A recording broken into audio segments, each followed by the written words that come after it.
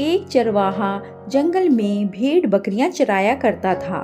घूमते घूमते एक रोज उसे शेर का छोटा बच्चा मिला, जिसने अभी आंखें भी नहीं खोली थीं। छोटा बच्चा सबको प्यारा लगता है, यह जानते हुए भी कि यह शेर का बच्चा है। उसे उठा लिया और भेड़ों का दूध पिलाने लगा।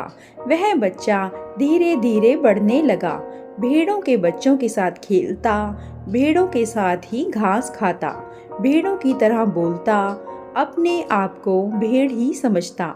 अब बच्चा बड़ा हो गया था। एक रोज किसी दूसरे शेर ने भेड़ों के झुंड पर हमला कर दिया। सभी भेड़ें दौड़ने लगी। शेर के उस बच्चे को भी डरते कांपते भेड़ों की तरह दौड़ते हुए देखकर हमलावर शेर को बहुत आश्चर्य हुआ। उसने भेड़ों की ओर से ध्यान हटाया और उस शेर को ही पकड़ लिया और उसे समझाने लगा कि तू क्यों डरता है, तू तो खुद शेर है। दूसरा शेर कहता है कि शेर तो जंगल का राजा होता है, उसकी दहाड़ से सभी जानवर कांपते हैं। मैं घास खाने वाला इतना शक्तिशाली शेर नहीं हो सकता। हमलावर शेर उसे पकड़कर एक कुएं के पास ले गया।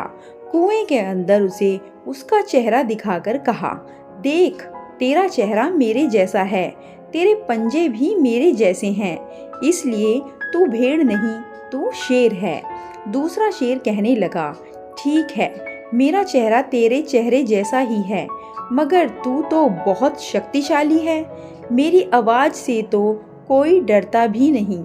हमलावर शेर ने कहा, घास तेरी खुराक नहीं है, इसलिए तू कमज़ोर है।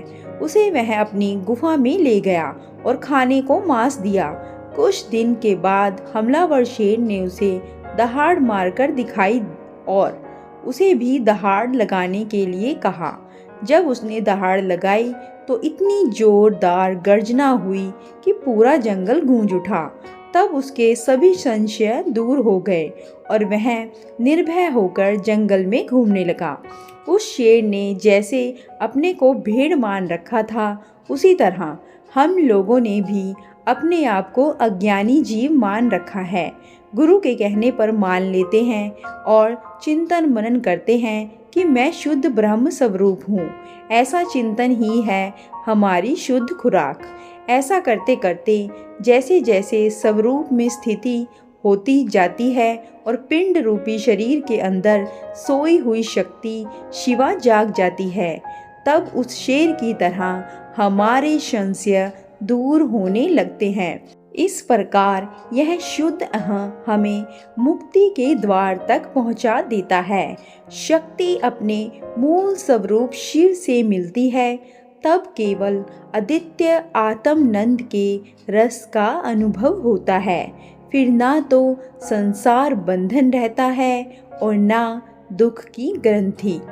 दोस्तों, ऐसी अधिक मोटिवेशनल स्टोरीज के लिए कृपया वीडियो को लाइक, शेयर और चैनल को सब्सक्राइब करना ना भूलें।